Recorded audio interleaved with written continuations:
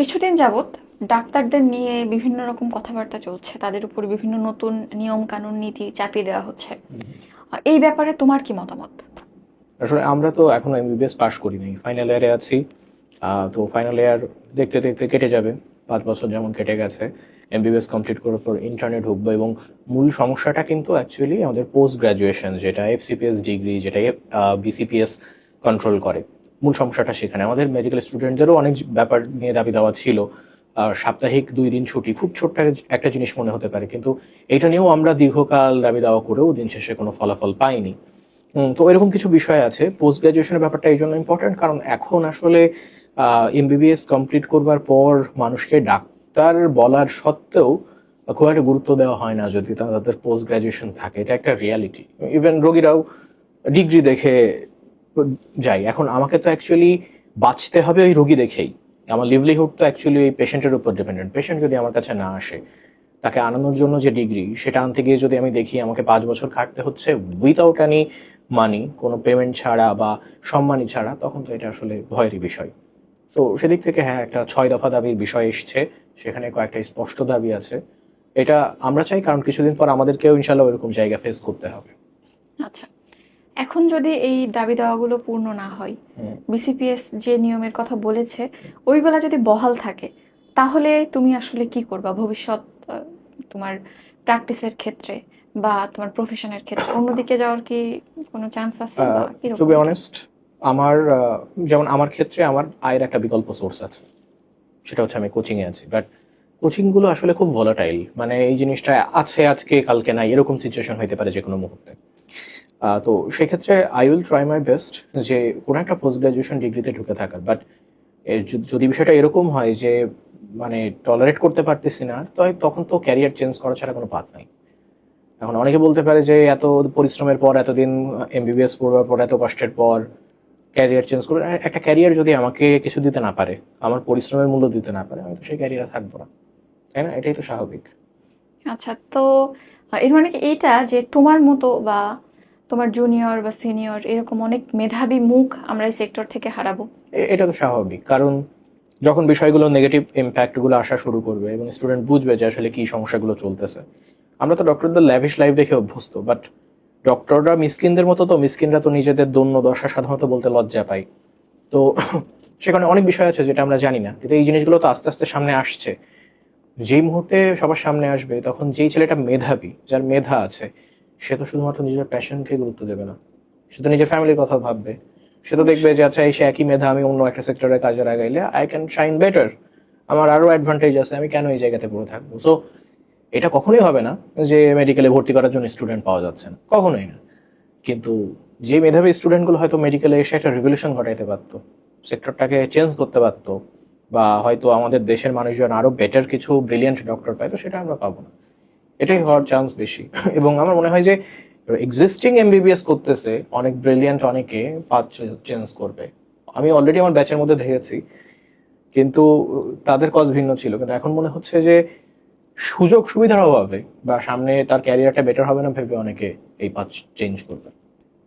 তো এখানে যেহেতু ইকোনমিক বিরাট বড় একটা ব্যাপার আছে, তো যারা লোয়ার সোশিও ইকোনমিক কন্ডিশনের সেরকম স্টুডেন্টদের কি আসলে এখানে আসা উচিত বলে তুমি মনে করো? আমি গত কয়েকদিনে 2টা অ্যাকচুয়ালি কোলাইডিং পোস্ট দিয়েছিলাম।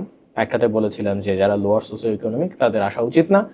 দ্বিতীয়টাতে আমি একটা হোপের ব্যাপারটাও তুলেছিলাম। সেখান থেকে আমি বলেছিলাম যে যদি প্যাশন বাই প্যাশন কেউ ড্রাইভ হয়, তাহলে সে অ্যাকচুয়ালি এদিকে আসতে পারে। এখন সত্যি বলতে গেলে একটা লোয়ার সোশিও ইকোনমিকের একটা লোয়ার সোশিও ইকোনমিক ফ্যামিলির বাবা মা এক্সপেক্ট করে তার ছেলে অনার্সটা কমপ্লিট করবে, যেটা এমবিবিএস এর ইকুইভ্যালেন্ট, এবং তার পরপরই অ্যাকচুয়ালি সে ফ্যামিলির হাল ধরবে। কারণ ওই ছেলেটা তার ইন্টার্ন চলাকালীন সময়ে 20,000 টাকা বেতন পেয়েছে, কিছুটা ভালোভাবে চলতে পেরেছে। এবং সত্যি বলতে গেলে কি, যে ঢাকার মধ্যে যে মেডিকেল কলেজগুলো আছে সেগুলোতে লোয়ার সোসিও ইকোনমিক ফ্যামিলি থেকে আসা স্টুডেন্টরা প্রত্যেকেই একটা তাদের 2টা টিউশনই করেই। এটা তাদের করতে হয়। এই জন্য করতে হয় যে তাদের নিজের সংসার বা নিজের অবস্থাটা চালাইতে হয়, নিজের যে হাত খরচ সেটা চালাইতে হয়। হয়তো অনেককে আমি জানি যারা বাসায়ও টাকা পাঠায়, এটা সত্যি ঘটনা। তো এখন ওই ছেলেটা কিন্তু এমবিবিএস কমপ্লিট করে ইন্টার্নি কমপ্লিট করার পরপরই একটা হাইবারনেশন পিরিয়ডে চলে যায়। কেন? First of all, or BCS দেওয়া লাগবে। এই দেশে বিসিএস ছাড়া ও টিকতেই পারবে না। কেন টিকতে পারবে না? কারণ ওর তো একটা ভিত্তি লাগবে। ওর তো বড়লোক বাবা বা ওইরকম সাপোর্ট নাই। তো ও বিসিএস এর জন্য একটা লম্বা প্রস্তুতি, এবং বিসিএস কিন্তু অ্যাটলিস্ট 2 বছর 2.5 বছরের একটা বড় প্রোগ্রাম। এর মধ্যে সে পোস্ট গ্রাজুয়েশনের জন্য পড়াশোনা করে। তো এই পড়াশোনার মাঝে মাঝে তাকে টিউশনি করতে হচ্ছে, একটা জায়গায় থাকবার মতো, নিজের হাত খরচ চালাবার মতো। এখন যখন তার ফ্যামিলি দেখতেছে, আরে ছেলে ডাক্তার হয়ে গেছে, এখন তো ছেলের অনেক টাকা আয় করার কথা, ছেলে আয় করতেছে না, বরং আরো বলতেছে বাবা একটু যদি টাকা পাঠায় তা। জিনিসটা কন্ট্রাডিক্টরি হয়ে গেল না? কারণ তারা তো সিচুয়েশন বোঝে না। ওই সিচুয়েশনটাতে আসলে তার হতাশ হয়ে যাওয়াটা খুব স্বাভাবিক। এবং এই একটা সমস্যা, অর্থাৎ তুমি কিন্তু কখনোই, আমার আমার মনে হয় না যে তুমি এমবিবিএস চলাকালীন সময় সমস্যা ফেস করবে।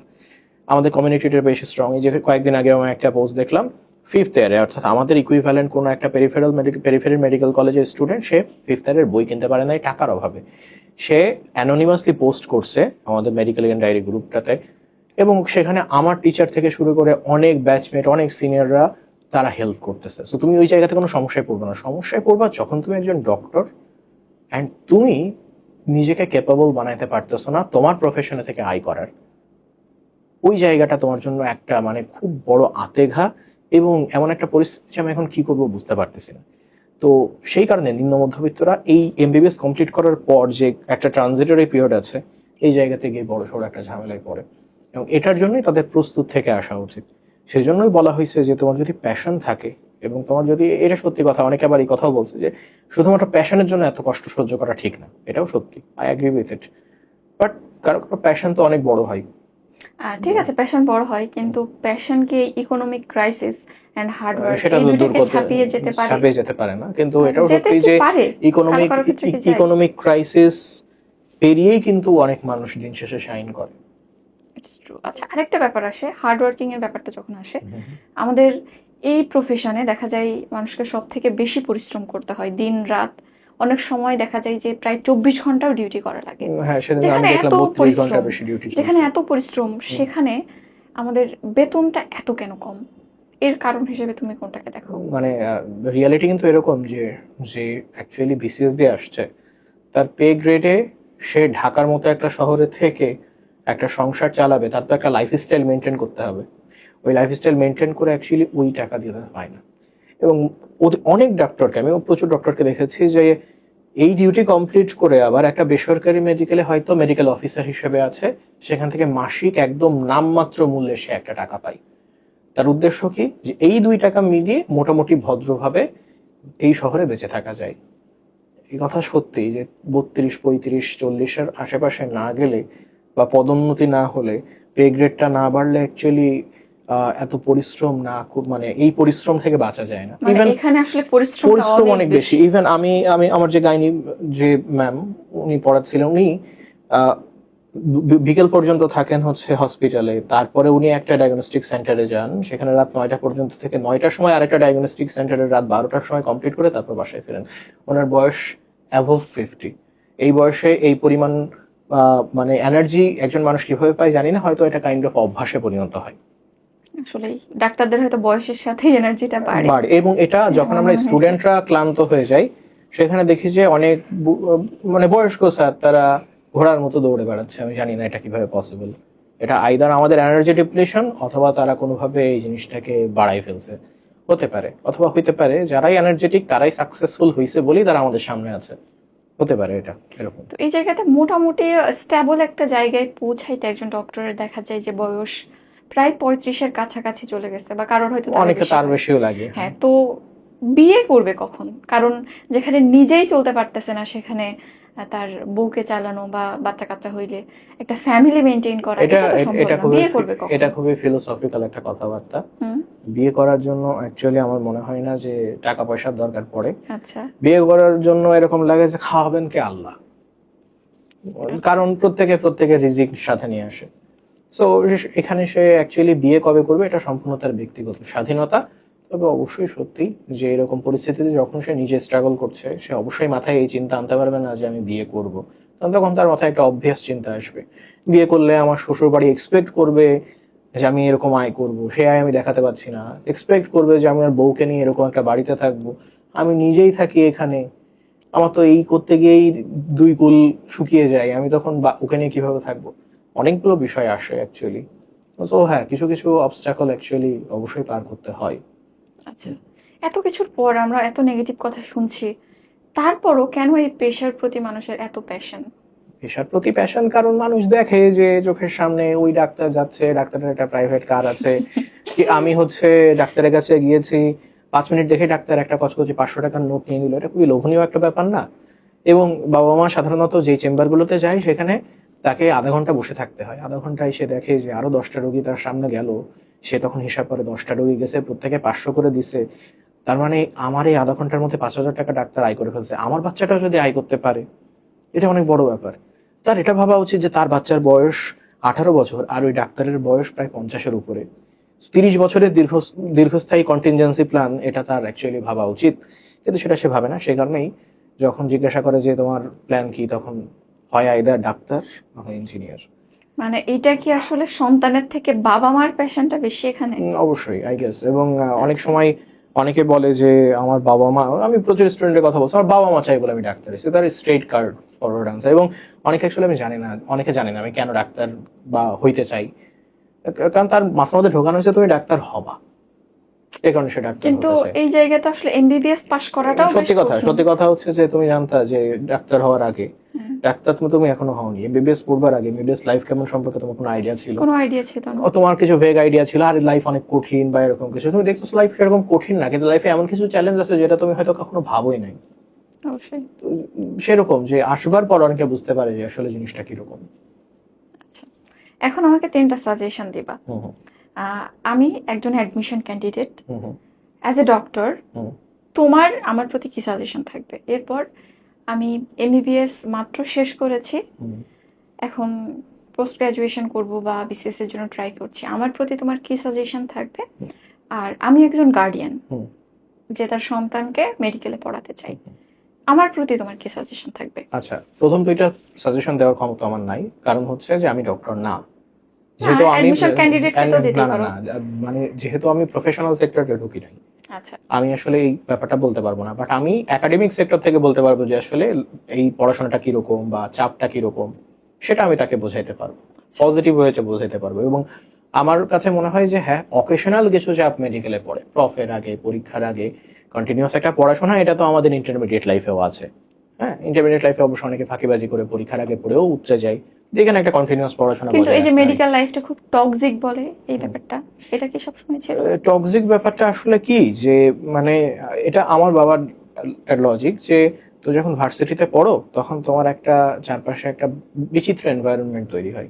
তোমার এই ফ্রেন্ড কেউ ব্যবসা করবে, তোমার এই ফ্রেন্ড কেউ ক্যাডার হবে, তোমার এই ফ্রেন্ড কেউ এই সেক্টরে যাবে, ওই সেক্টরে যাবে।